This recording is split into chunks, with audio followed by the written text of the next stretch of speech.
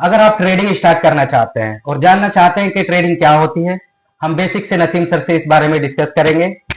और हमारी कोशिश रहेगी कि जो बिगिनर हैं वो ट्रेडिंग को बेहतर तरीके से जान पाए और अपना पैसा डूबने से बचा पाए।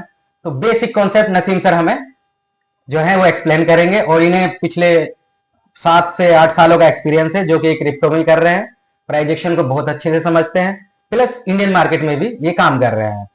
तो हम लोग इनसे जानने की कोशिश करेंगे। हमारे जो न्यू व्यूअर हैं उन्हें ये एक्सप्लेन करेंगे कि बेसिक ट्रेडिंग क्या होती है। तो क्यों नसीम सर, कैसे हैं आप? बढ़िया सर, आप बताइए कैसे तो चलिए शुरू किया जाए। जी बिल्कुल, शुरू करिए। तो आप हमारे व्यूअर को क्या बताना पसंद करेंगे कि बेसिक ट्रेडिंग क्या होती है? देखिए शौकीन सर, जब एक नया बच्चा ट्रेडिंग करने के लिए आता है तो उसको सबसे पहले कंफ्यूजन होती है कि वो ट्रेडिंग के किस वे में जाए। बिल्कुल। उसको कई नाम सुनने को मिलते हैं, जैसे फोरेक्स, ये बाइनरी, जी Indian market, Indian stock exchange, और आपका जो सबसे ज्यादा आजकल फेमस हो रखा है वो है क्रिप्टो। बिल्कुल, जो बस है। जी, इन 4 तरह की मार्केट में मेरा मानना यह है कि 2 मार्केट ऐसी है जिस पे हमारे इंडियन बच्चों को ध्यान नहीं देना चाहिए।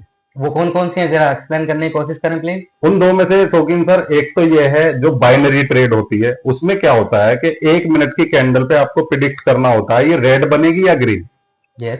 उसमें क्या होता है कि जब रेड बनती है, आपने बाइंग साइड लगाई है, तो 1 मिनट में आपको उसका निष्कर्ष निकल के मिलेगा कि आपका लॉस होगा या आपका प्रॉफिट होगा। बिल्कुल सही। तो मेरा मानना यह है, अपने जो व्यूवर्स हैं उनको मैं बताना चाहता हूं कि मेरे कहने से कि आप बाइनरी पे ना जाएं तो अच्छा है, क्योंकि वो एक तरीके से सट्टाबाजी है। यानी कि नसीम सर का कहने का मतलब है जो बाइनरी है बिगनर के लिए बिल्कुल भी नहीं है, आप उधर ना जाए, क्योंकि वहां पर ये कहना चाह रहे हैं कि बिगनर उसे एज ए सट्टे के तरह यूज कर सकते हैं। बिल्कुल राइट सर? बिल्कुल बिल्कुल बिल्कुल यही बात है। और वहां पर जाने वाले 90% ट्रेडर ऐसे होते हैं, या मैं कहता हूं वो ट्रेडर ही नहीं होते, वो एक तरीके से शौकीन सर सट्टेबाजी हैं।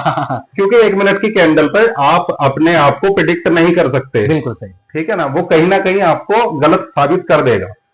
तो मेरा मानना यह है कि आप बाइनरी की तरफ तो ना ही जाएं तो बेहतर है। दूसरा सर, हमारे यहाँ पर जो इलीगल भी माना जाता है, और आपने सुना भी होगा, फॉरेन एक्सचेंज का जो शॉर्टकट हम सुनते हैं, फोरेक्स जी।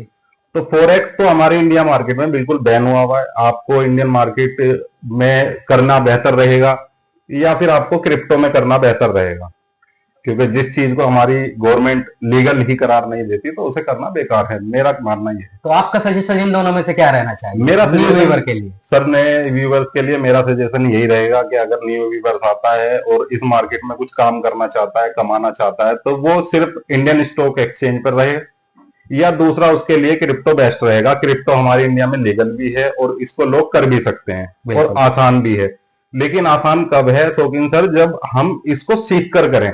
जी बिल्कुल। बहुत सारे बच्चे ऐसे आते हैं इस मार्केट के अंदर जो अपने पास पैसा लाते हैं उधार लेकर, कमेटियां छुटाकर, बिल्कुल सही बात। और किसी ना किसी तरीके से अरेंज कर कर थोड़ा थोड़ा पैसा जोड़कर आकर इस सट्टाबाजी की तरह पैसा लगाते हैं, बिना कुछ नॉलेज हुए, बिना कुछ सीखे।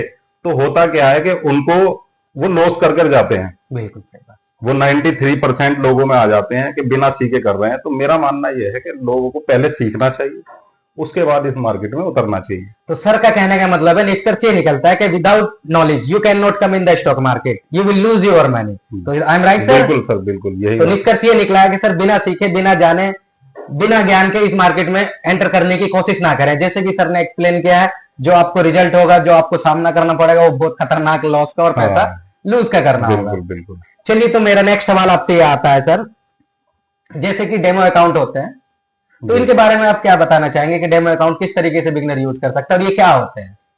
सर, मेरा मानना यह है कि अगर आप इंडियन मार्केट में करते हैं तो आप सबसे पहले तो बेसिक इंफॉर्मेशन लें। बिल्कुल सही। मार्केट से सीखें, किसी अच्छे गुरु से सीखें, जैसे हमारे शौकीन सर आजकल आपको सब फ्री पढ़ा रहे हैं। Thank you. तो आपको चाहिए कि ऐसे टीचर के पास आए, आप इनसे कुछ सीखें, आपको बहुत कुछ मिलेगा। और उसके बाद आप बैक टेस्टिंग करें और वो अपना पेपर ट्रेड करें। और सबसे बेहतर तो मेरा मानना यह है शौकीन सर कि अगर किसी को क्रिप्टो में जाना है तो क्रिप्टो पे बहुत सारे ऐसे ब्रोकर हैं जो आपको शुरू में पहले ही डेमो अकाउंट दे देते हैं, जिसमें आपको अनलिमिटेड आप जितना मर्जी पैसा फिल कर सकते हैं और उसको लॉस कर सकते हैं। उस पर आप प्रॉफिट करेंगे तो खुशी भी नहीं होगी, लेकिन लॉस करोगे तो उसका कोई दुख भी नहीं होगा कि भाई मेरी जेब से कुछ चला गया। तो मेरा मानना यह है, पहले डेमो अकाउंट पे लाएं, अपने आप को, थोड़ा थोड़ा अपने आप को गेन करें, सीखें, उसके बाद रियल अमाउंट के साथ आए। तो सर का कहने का मतलब है डेमो अकाउंट, जिस पे आपको फ्री पैसा मिलता है, वर्चुअल मनी जिसे हम लोग कहते हैं, जी उसको आप लूज कर सकते हैं। उसमें आपका इमोशन अटैच नहीं होता। जितना भी अमाउंट ऐड करते जाएं, लॉस करें, सीखते जाएं। सर आप ये कहना चाहते जी हैं, जी राइट जी सर? जी, बिल्कुल बिल्कुल बिल्कुल। चलिए हम नेक्स्ट क्वेश्चन की तरफ जाने की कोशिश करते हैं, जानने की कोशिश करेंगे नसीम सर से कि ओवर ट्रेडिंग से कैसे बचा जाए। जैसे कुछ लोग वो ट्रेडिंग करते हुए समय हो गया है या वो ट्रेड कर रहे हैं, तो कैसे अपने आप को कंट्रोल करें या अपने आप को बचाएं कि जिससे बाजार में ज्यादा ट्रेड ना कर पाए। सर मेरा मानना ये है, ओवर ट्रेड से बचने के लिए सबसे पहले तो आपको जो बेसिक्स इंफॉर्मेशन है वो लेनी है। बिल्कुल। उसको लेने के बाद आपको क्या करना है, अपना रिस्क मैनेज करके चलना है।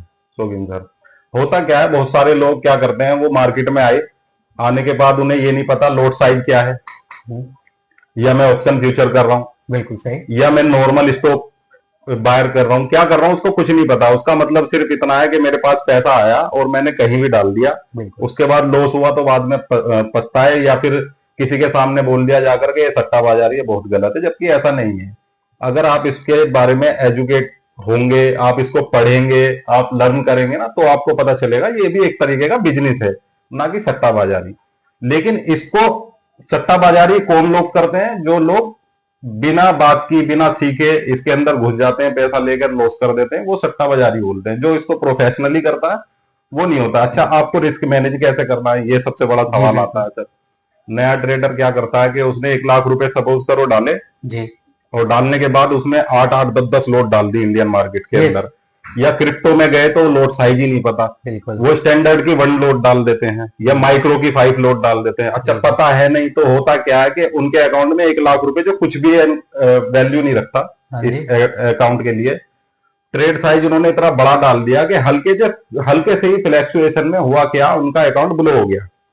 यानी मतलब अगर नीचे जा रहा तो लॉस कुछ हाँ, ज्यादा बड़ा कुछ ज्यादा हो गया, तो उनका अकाउंट बिल्कुल ब्लो हो गया। अब वो कंफ्यूजन में बैठे हैं और सामने वाले को गालियां बक रहे हैं, ये अच्छी नहीं है, बुरी है, और ये है और वो है। बाजार को वो कोस रहे हैं, बाजार को कोस रहे हैं, या जिससे थोड़ा बहुत सीखा है उसको टोक रहे हैं, अरे इसने तो मुझे बर्बाद करा दिया भाई। तो ऐसा होता है। अच्छा, रिस्क मैनेजमेंट का जो तरीका है, असल तरीका जो ओवर ट्रेड से आपको बचाता है, उसका एक छोटा सा कॉन्सेप्ट है, वो आपको समझना पड़ेगा शौकीन सर। जी जी बताएं। उसका सबसे अच्छा और बेहतर तरीका यह है कि सपोज करो आपके अकाउंट में 1 लाख रुपए पड़े हुए हैं। जी। अब आपको क्या करना है कि 1 लाख रुपए में से 50,000